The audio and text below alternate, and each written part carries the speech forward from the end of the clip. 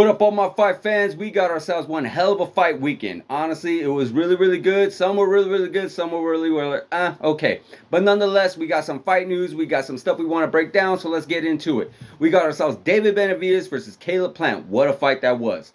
It was a definitely very entertaining fight. I enjoyed it very much. At first, it was a little slow. It was very stylistically, it was very like a boxing stylistic matchup for Caleb Plant. Caleb Plant, that's really his kind of bread and butter. He likes to jab, throw a little combinations, and then try to hold you, disrupt your rhythm and such like that. But then, David Benavidez had himself a little bit of a slower start. He's notorious for that a little bit. He likes to throw in a few of his power shots and whatnot. And then, of course, David Benavidez turned up the heat. Now, yes, there was a clash of heads. I want to say it was the 6th or 7th round, but that's when the tide started turning. You saw David Benavidez turning up the heat, pretty much unleashing his power shots, unleashing his jabs, unleashing his straights, not allowing Caleb Plant to, withhold him and hold him or anything like that, or, put any kind of real skill or technical skill, allow him to do any of that. And I don't think he really was hurt. And that's, I believe, is the key factor to all this. I believe at the end of the day, Caleb Plant is a very tremendous, skillful boxer,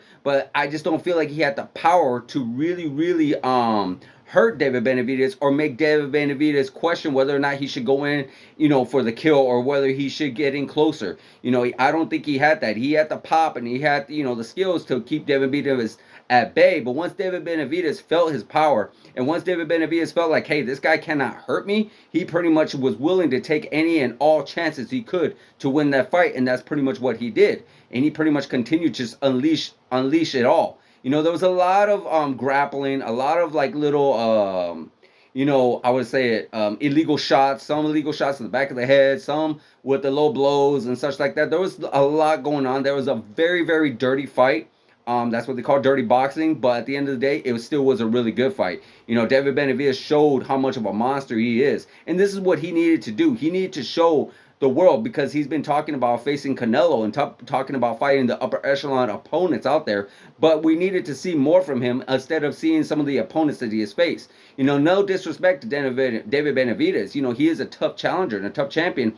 But at the end of the day, beating certain opponents doesn't necessarily make you almost a pound for pound best, or trying to get you up to the king of the mountain, which just so happens to be Canelo, because he is the king of the super middleweights, holding all the belts. So beating Caleb Plant the way he did is actually very impressive, and it definitely makes him much more of a star and much more well known. A lot of people are talking about him now. A lot of people are acknowledging him now. Even though, yes, they were acknowledging him prior to this fight, but they're going to acknowledge him even more in this fight. And possibly if he gets another fight. Maybe someone else in the super middleweight division. We could talk more about that later. But nonetheless, it was a very good fight for both these guys. Very good fight for both these guys. I don't feel like Caleb Plant lost any stock. He showed his heart. He showed his skill.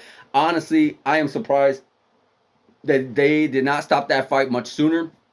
It's crazy. I really felt like they should have. It's just he was just taking way too much damage. He's going to take a long time outside of the ring for a while. He took a lot of damage. With that cut that he got, yes, it was a clash of heads. But at the end of the day, still, David Benavidez really unleashed his power. And you just saw in his Caleb Plant's face, like he was not doing anything. I think he was just not even thinking about winning. I think he was just thinking about surviving. And he wanted to survive and finish that fight. He wanted to make sure he showed them, like, hey, you could not put me down. Remind me of that Jake LaMotta, Sugar Ray Robinson. We remember Raging Bull. Hey, you couldn't put me down. That's what I really felt like with this fight. It was a beef, and this beef got squashed, which was really good to see. You always want to see that. You always want to see if there's some kind of rivalry that goes in the ring, and then when the time comes and they get to settle that rivalry in the ring, it's always good to see these guys hug it out, squash it out, shake each other's hands, wish the best for each other, because that's the sport at the end of the day. Yeah, you want to go in there, you want to win. You want to beat your opponent, but you don't want to kill your opponent. You don't want to wish any ill will towards your opponent, because there's no coming back from that. And that's not something that these guys had. Yeah, did they want to fight each other? Yeah, did they want to hurt each other? But at the end of the day, they wanted to make sure that they go home to their families, because, hey, that's the sport. It's a brutal, deadly sport, and regardless, you always got to have some type of respect for your opponent. some type of respect, because hey, they're in there with you too. They're in there duking it out with you too. They're trying to feed their families just like you are, and at the end of the day, they want to go home with their families as just as much as you do. So it's really good to see them squashing that beef altogether. But it was a very good fight, guys. If you didn't get a chance to see it, I know I'm a little late, but at the end of the day, if you didn't get a chance to see it, go ahead, check it out. It was a very good fight, and I'm looking forward to seeing what's next for these guys. So let's get right into that. What is next for these guys? Well, we already got David Benavidez talking about a possible matchup with Canelo Alvarez. Well, you never know what's going to happen with there, because we already hear Canelo Alvarez already booked up with John Ryder for May 6th, and then he's also talking about a potential rematch with Dmitry Bivol. That doesn't sound like he's going to be booked up to. It doesn't sound like he's going to potentially get that fight. I'm talking about David Benavidez. So you got some other guys out there like Charlo. You got Charlo out there. He's up in there in the super middleweight division. He's been out for a while, and there's like a little tension going around right there. So that could be a potential matchup within that division. My personal opinion, if he cannot get that Canelo fight, I would actually like to see him go against Triple G. I don't know. I already know Triple G is talking about staying at middleweight. I remember when he faced Canelo Alvarez back in September last year. He talked about just going back down to middleweight. So I don't think he is too interested in doing that. Too interested in actually going back up to super middleweight against a young, hungry lion like a Dimitri.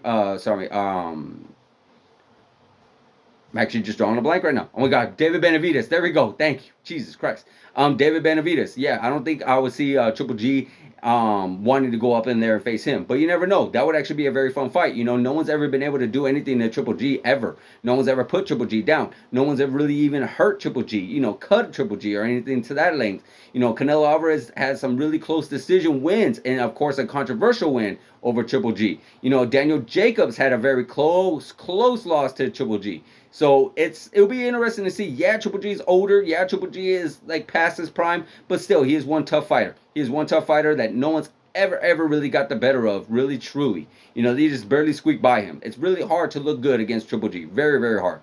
But at the end of the day, that would actually be a very fun fight if David Benavidez cannot get that Canelo fight. As for Caleb Plant, well, Caleb Plant needs to take some time off. After that beating, after that, what he did really good in the opening rounds. In the earlier rounds, from rounds 1 to 6, he actually looked really, really good. Yeah, he may have lost maybe a round or two, but he definitely was looking like it was going to go his way. But once that headbutt hit, and once he was able to feel like he realized that he was not hurting David Benavidez, I don't think he was in it no more. I really don't think he was. So at the end of the day, what do I like to see for Caleb Plant? Well, again, the sky's the limit for him too. He's still very young. He could still bounce back 100%. You still got David Lemieux in the mix. You still got like I said, we just mentioned Charlo in there. You never know. Maybe he would go against a possible Triple G himself. There's a few names out there. Maybe Billy Joe Saunders might come around again. Callum Smith. There's just a few other guys that he can keep himself busy with and work his way back up. There's always that potential. And you never know. We might see these guys duke it out again in a rematch again. I won't mind seeing it. I don't want to see it right now, but I definitely won't mind seeing these guys going in again if they just so happen to stack up a few wins on each other's side. That would be actually very, very fun. Well, there you have it, guys. Let me know in the comments what you think about the fight. Let me know in the comments what you think is going to be next for David Benavidez and for Caleb Plant. Like, subscribe, hit that notification button, and I'll see you guys in the next video.